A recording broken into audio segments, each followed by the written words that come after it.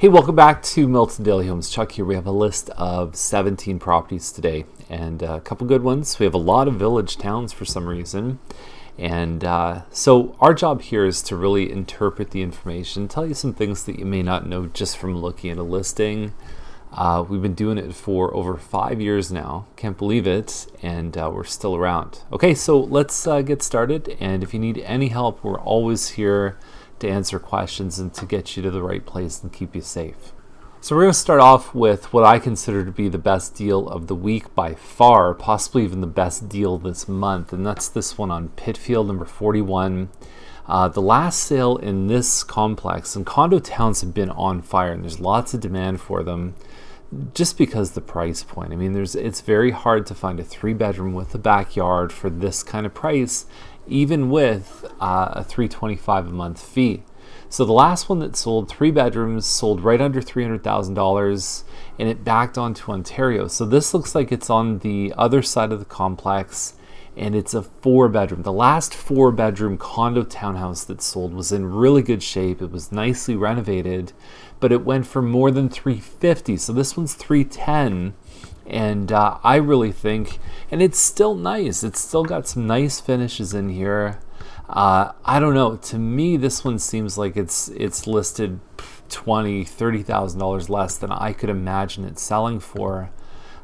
It's a good open concept layout. They've taken good care of it. Even things like the tap here is they've got an upgraded vanity, a mirror hung. All those things just speak to the care and the pride of ownership that they've had. So relatively new bathroom. Can't see in the tub, but I don't know. To me, this one looks really, really good. And I don't think there's a better deal for a townhouse right now under $400,000 by far. So if I haven't spoken highly enough about this one, please, this is going to sell fast and it's an incredible deal.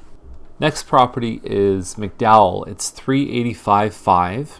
Kind of a strange number to list. It's called a Spring Valley. The new one's called a Woodbine. There's 1 square foot difference between them. I have no idea where that square footage is actually made up in the house because it feels very similar.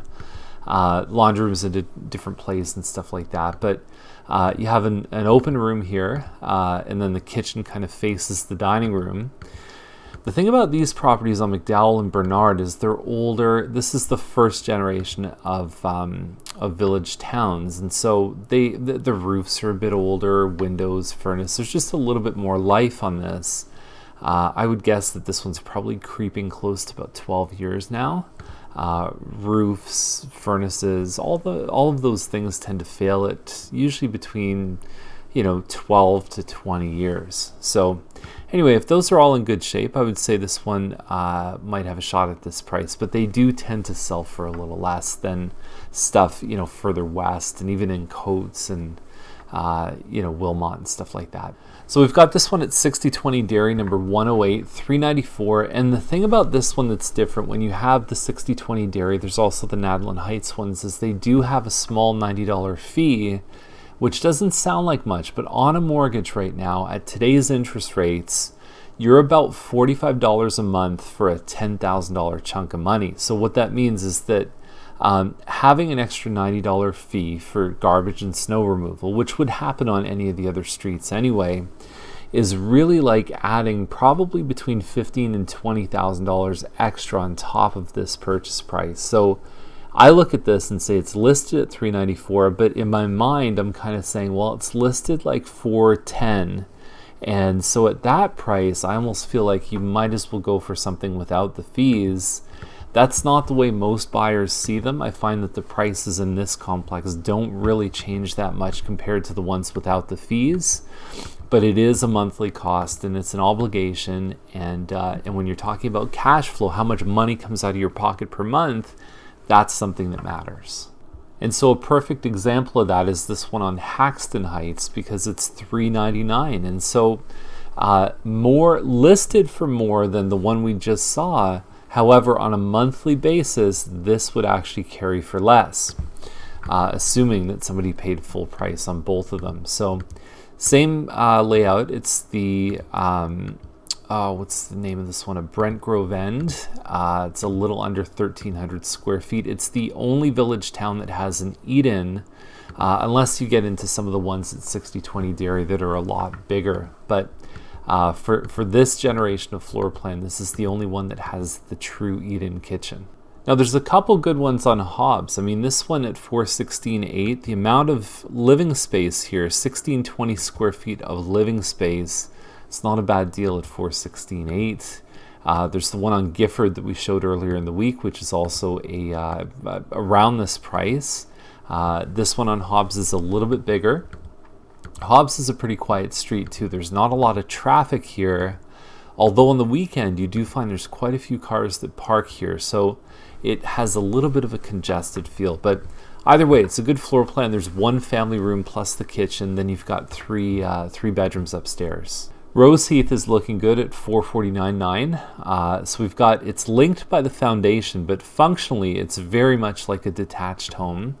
You've got a bit of interlocking in the front. You've got a 103-foot lot. The yard here isn't that much bigger than the new area. So really what you're looking at is for this size of home in the new area with, you know, similar finishes, it's probably in the high fours. So I think that this one fits a nice little niche. They've done a nice job in the kitchen. The border in the bedrooms is something that kind of dates it a little bit, especially when you have some modern finishes. Nice looking room downstairs for the laundry. Just well cared for. I mean, the one on Sunnyvale is $459. It's pretty similar to this one here. A bit of a bigger lot because it's on the corner, but it's also $10,000 more, and they've had a lot of consistent activity. So these guys have done a great job front to back.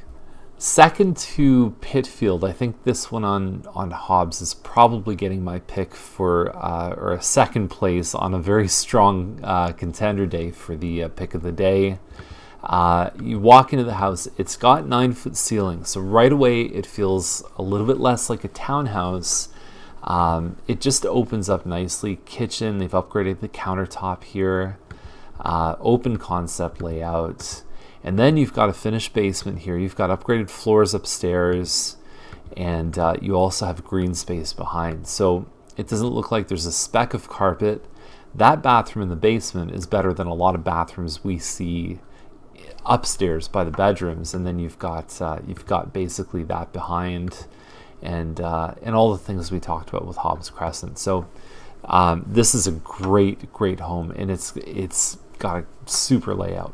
Love it. Unless you know this floor plan, I mean, Fennamore is just such an interesting take on the Quincy Corner. And so Quincy's have, sold, they kind of sell in this price range. And I think that some of the improvements they did were kind of clever, but I mean, I've driven past this home many times. If your kids go to P.L. Robertson, you'll see it. It's right on the corner of Scott and Fennamore. Big front porch here. It's not cheap to do something like this, to do this full enclosure. And then they've also got one coming off the back too. So there's your kitchen. There's your front door just over here. They've spent money on the moldings, the cabinets, even to do something like this in the family room. I mean, that's probably $10,000 worth of work on cabinets, countertops, and everything else. And then they've got a dining area. The builder has defined this area as actually being a family room, and then there's a living dining in the front of the house. But boy, I'll tell you, if you have china sets and wine glasses and who knows what else, you have a ton of storage in this home, more than some 3,000 square foot homes. That's the front living dining here. It's weird that all the books are sort of congested off to the side here. It's like they're trying to avoid something on this side. That is an exterior wall. So that's normally the walkout from the kitchen. That's the window in that room that we said the builder defined as a family room. And then they have a covered area in the back. So they probably taken this floor plan, which is just a bit under 1,900 square feet, and probably added, if I had to guess just from these photos, you're probably past 2,000 square feet of actual covered area. I don't know if it's heated here or anything like that, although the fact that there's a TV here would lead me to believe that there's a good chance there's some kind of four-season quality to this room. Stairs look good. It's well finished. It's got 4 bedrooms upstairs plus a laundry. And I don't know. I mean, this is a very interesting home. I think they priced it really well. I mean, there's a home on McGuire that I saw is sold conditional, and it is in horrible shape, and it's listed for more than this. So I like it. I actually think they're going to do really well. Now we'll move out to the rural area for the last one on Twist Road 789. It's a bungalow with what looks like kind of an oversized double car garage, potentially with a workshop. It's charming. It's got those that kind of teak cabinet look, but there are some original parts to it. It looks like they keep it clean and tidy, but the finishes don't kind of blow me away. For the size of the property here, you're probably about an acre. I